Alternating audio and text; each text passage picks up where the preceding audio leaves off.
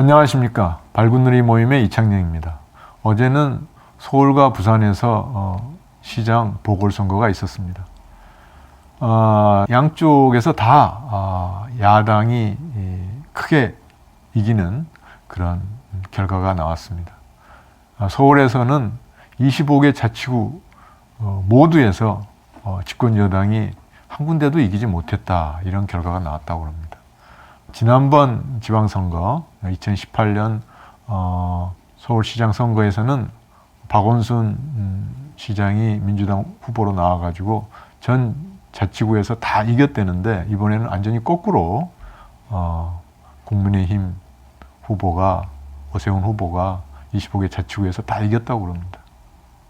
이게 의미하는 바는 뭔가 좀 있다고 봅니다. 그건 무슨 얘기냐 하면은 우리 시민들이 어떤 특정 정당이 좋아서 그런 게 아니라, 그 당시에 2018년에는 탄핵을 받았던, 탄핵 사태를 유발했던 국민의힘 그 전신을 전혀 받아들일 수가 없었다, 그런 얘기고, 이번에는 집권 여당이 하도 잘못을 많이 해가지고 집권 여당을 도저히 용납할 수가 없다, 뭐 이런 민심의 표시가 아닌가, 이렇게 생각이 됩니다. 그 얘기는 거꾸로 제대로 하는 정당이 현재 존재하지 않고 있다, 뭐 이런 얘기하고도 일맥상통한다고 생각이 됩니다. 발군누리 모임에서는 진정한 시민정당이 활동하게 해가지고 시민들이 믿고 찍을 수 있는 그런 정당이 되도록 노력하도록 하겠습니다. 오늘은 발군누리 모임의 5대 핵심 정책 목표 중에서 첫 번째로 보육하고 교육에 대한 얘기를 하도록 하겠습니다. 지금 우리나라는 심각한 초저출산 현상에 당면해 있습니다. 세계에서 유례가 없다고 그러죠. 가임 여성 1인당 평균 출산율이 1명 이하인 나라는 오직 대한민국뿐이라고 합니다.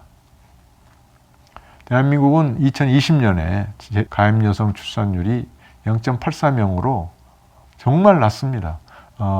출산율이 2.1명 정도 되어야지 아마 인구가 그대로 유지된다고 그런다는데, 0.84명이면은 뭐 굉장히 빨리 인구가 줄어들겠죠. 실제로 재작년 2019년에 신생아 수가 약 30만이 조금 넘었는데, 작년에는 신생아 수가 27만 명이 대로 떨어졌다고 합니다. 한 10% 정도 신생아 출생 수가 줄었다고 합니다. 그러니까 2018년에 가임 여성 1인당 평균 출산율이 세계 최초로 1명 이하로 떨어졌는데, 그 뒤 내리 3년간 계속 출산율이 떨어졌습니다. 그래서 2018년에 1명 이하로 떨어진 다음에 2019년에 0.9명대 초반대였다가 다시 작년에는 2020년에는 0.8명대가 됐습니다. 0.84명이라고 그러니까 참으로 이게 심각한데, 이거는 이웃 일본에서 2019년에 가임 여성 1인당 평균 출산율이 1.42명이었다고 그래가지고 당시에 아베 총리가 이거는 국난에 준하는 사태다, 이대로 버려둬서는 안 된다, 그래서 범국가적 대책 마련을 거국적으로 촉구하고 나섰다, 이런 예에서도 보듯이 굉장히 심각합니다. 우리나라는 지금 1.42명보다 훨씬 낮은 0.84명이라고 그러지 않습니까? 그런데 지금 이게 개선될 기미가 보이지 않습니다. 매년 결혼하는 숫자도 한 10% 가까이 줄어들고, 거기다가 또 이 가임 여성의 그 출산율도 계속 감소하고 있기 때문에 이게 엎친 데 덮친 격이죠. 그래서 신생아 수가 매년 10% 가까이 줄어들고 있지 않나, 이런 생각이 됩니다. 지금 이런 저출산의 추세는 2000년대 이후에 계속되어 왔습니다. 그래서 지금 현재 이번에 대학 들어가는 사람들 숫자가 약 50만 명이 조금 안 된다고 그러죠. 그러니까 작년에 수능 시험을 본 사람들의 숫자가 49만여 명이었다고 그럽니다. 근데 실제로 대학 정원은 55만 명입니다. 현재. 그러니까 이미 올해부터, 작년에도 그랬지만 작년부터 대학 신입생 숫자가 대학 전체 정원보다 적어졌습니다. 지금 올해는 무려 6만 명 차이가 나죠. 그 수능 시험을 본 사람들이 다 대학에 갔다고 그러더라도 무려 6만 명이나 대학들이 이 정원을 채우지 못한 겁니다. 이러니 이 벚꽃 피는 순서대로 지방에 있는 대학들이 소멸해 간다, 이런 얘기가 지금 나오고 있는 것이죠. 그래서 2000년대만 하더라도 작년에 수능 시험 본 사람들이 50만 조금 못됐다고 그러니까 2000년대 초반만 하더라도 50만은 안 되지만은 40만 명대 후반이었던 신생아 숫자가 지금 작년에 20년이 안 되는 그 사이에 지금 30만 명 이하로 떨어진 겁니다. 엄청나게 빨리 줄어든 거죠. 이런 추세로 줄어든다면은 뭐 5, 6년 사이에 신생아 숫자가 20만 명대 이하로 떨어질 수도 또 충분히 예상 가능한 일입니다. 참으로 심각한 일이라고 아니할 수가 없습니다. 이렇게 심각한 그 나라의 존속이 걸린 문제인데도 현재 대통령을 위시하여 여야 정치인 그 누구도 여기에 대해서 어떤 대책을 제시하거나 거기에 대해서 경각심을 바라는 사람들이 없습니다. 맨날 하는 얘기가 정해져 있죠. 적폐청산, 검찰개혁, 공정사회, 자유민주주의 수호, 여야 막론하고 맨날 하는 얘기만 하고 있습니다. 물론 그거는 다 마땅히 그렇게 돼야 됩니다. 그러나 그거는 이미 국민들이 16년에 촛불 시위를 통해서 많이 주장을 해가지고 2017년에 정권 교체가 됐죠. 그래서 부패하고 무능한 정권을 촛불 혁명으로 바꿨습니다. 그래서 이미 그런 여건을 마련해 줬는데도 불구하고 새로 권력을 잡은 현 집권 여당이 지금 그 뒤로 4년 가까이 지금 너무 제대로 민심을 파악을 못하고 좀 잘못을 많이 한 거죠. 그래서 이거는 정치권이 제대로 하면은 그 정치권에서 부르짖는 적폐청산, 공정사회, 자유민주주의 수호 다 가능합니다. 지금 우리나라에서 필요한 거는 제대로 된 정당, 시민들의 뜻을 제대로 모아서 그거를 실현할 수 있는 정당이 절실히 필요하다, 이런 생각이 듭니다. 발군누리 모임은 그 목적을 위해서 열심히 노력을 하고자 하며 여러 시청자분들께서도 발군누리 모임에 많은 지지를 보내주시고 참여해 주시면 고맙겠습니다. 자, 그러면 아까 얘기했던 그 초저출산 문제, 우리나라가 당면한, 대한민국이 당면한 가장 초미의 현안인 초저출산, 세계에서 유례가 없죠, 지금. 그런 초저출산 문제를 어떻게 해결할 것인가, 거기에 대한 방안으로 보육하고 교육을 적어도 국가가 책임져야 되겠다, 이런 말씀을 드리고자 합니다. 왜 그러냐?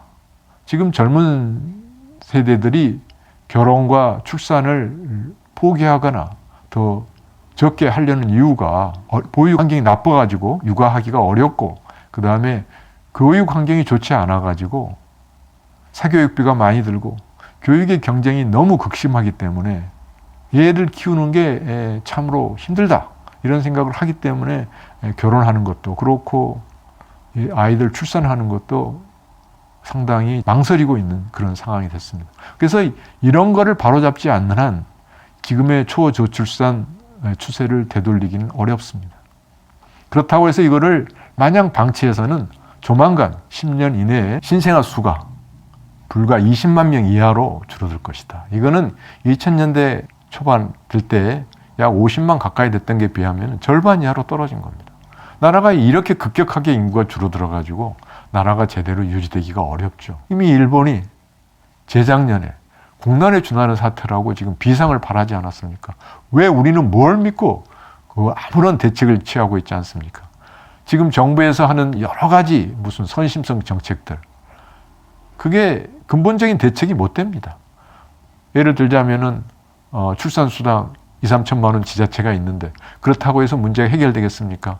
젊은이들이 보육 환경하고 교육 환경이 안 좋아가지고 물론 또 이제 집 마련도 어렵지만은 결혼을 안 하겠다는데 어떻게 문제가 해결되겠습니까?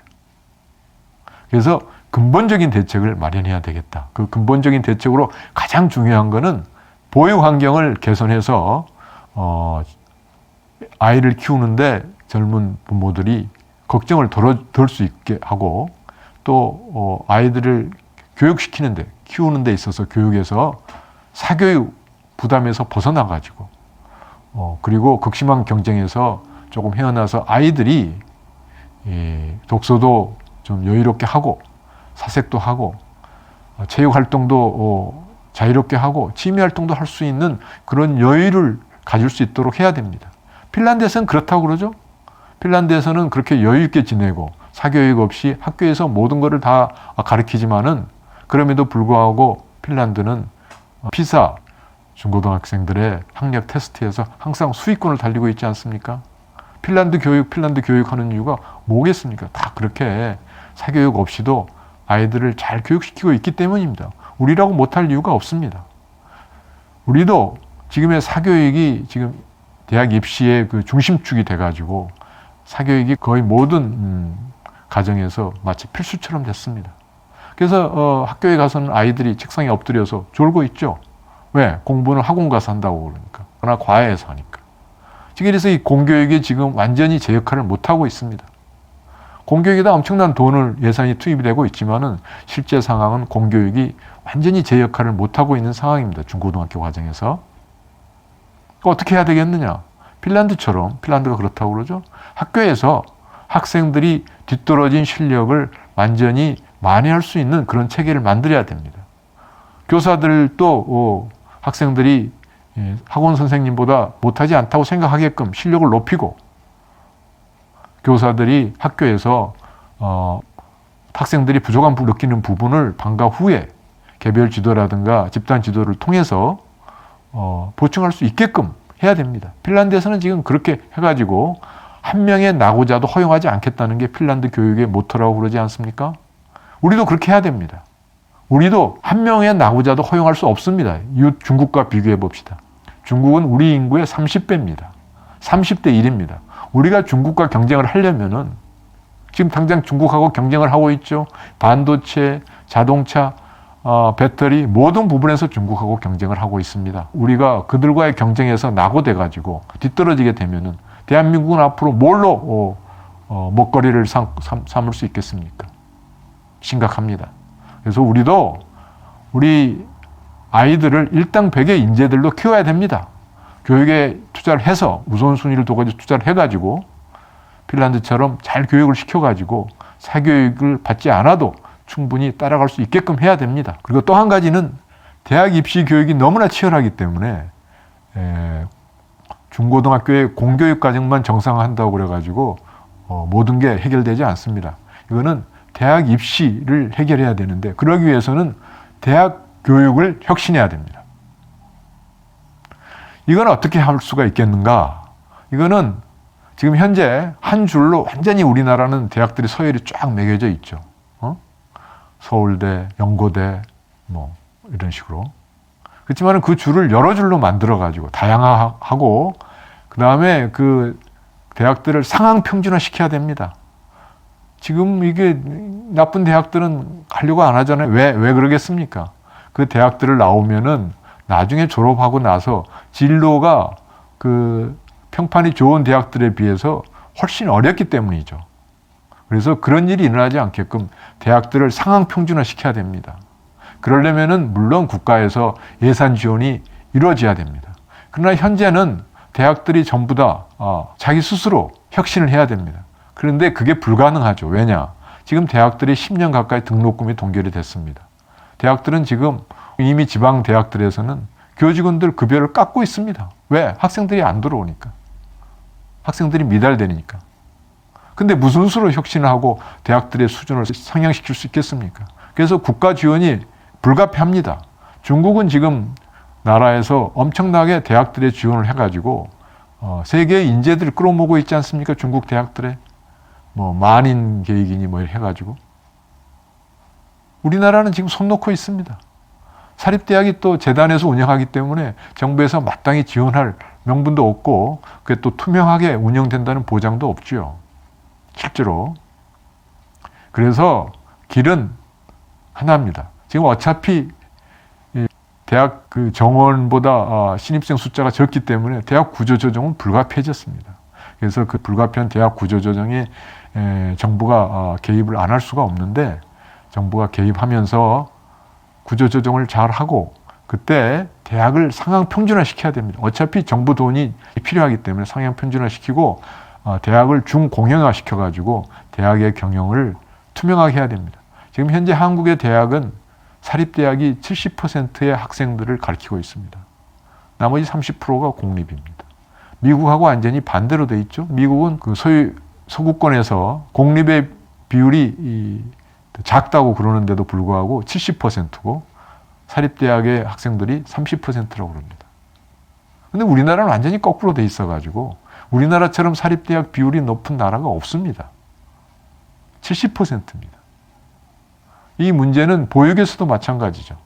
유치원, 어린이집이 사립이 태반이기 때문에 지금 전부 다 젊은 부모들이 공립 유치원, 공립 어린이집에 가기 위해서 거기에 당첨되면 로또 당첨된 것처럼 좋아하지 않습니까? 이게 빨리 고쳐야 됩니다. 그래서 보육 환경을 개선하는 것은 공공 보육 체계를 획기적으로 확대하고 마찬가지로 교육에 있어서도 이미 중고등학교는 다 무상화가 됐기 때문에 올해부터 국가에서 다 보조를 하고 있습니다. 그래서 사립학교라도 국가에서 감독을 하고 있습니다. 그러나 대학은 그렇지 않습니다. 대학은 재단에서 운영을 하기 때문에 국가에서 딱히 관여할 이유가 없습니다. 그래서 앞으로는 대학 정부에서 지원함과 동시에 국가에서 관여를 해서 중공영화를 시켜가지고 투명하게 운영되게 되고 그렇게 투명하게 운영되는 사립대학들에 정부가 투자를 해가지고 사립대학들의 수준을 상향 평준화 시켜가지고 어느 대학에 가더라도 졸업할 때 본인이 열심히 하면은 특별히 불이익이 없도록 진로에 불이익이 없도록 그런 환경을 만들어야 됩니다. 그렇게 환경을 만들면은 지금의 극심한 입시 경쟁을 완화시킬 수 있을 것입니다. 그러기 위해서는 정부가 보육하고 교육 체계를 책임져야 됩니다.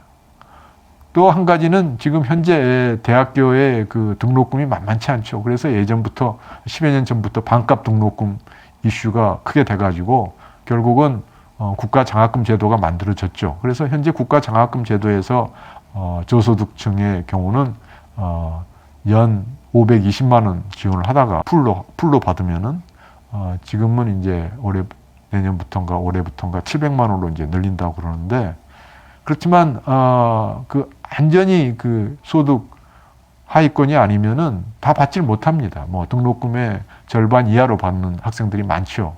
그렇기 때문에 상당수 학생들이 많은 학생들이 등록금 대출을 받습니다. 그래서 그 대출 받은 게 빚이 돼가지고 학생들이 알바를 해서 그 빚을 갚지를 못하죠. 그저 생활비 근근히 해가지고 학교 다니는데 알바를 열심히 하면은 또 학업을 또 열심히 할 수가 없죠. 그래서 그런 경우에 또 나중에 취업을 하는 데 있어가지고 여러 가지 애로사항이 많습니다. 그래서 대학 등록금을 무상화해야 됩니다.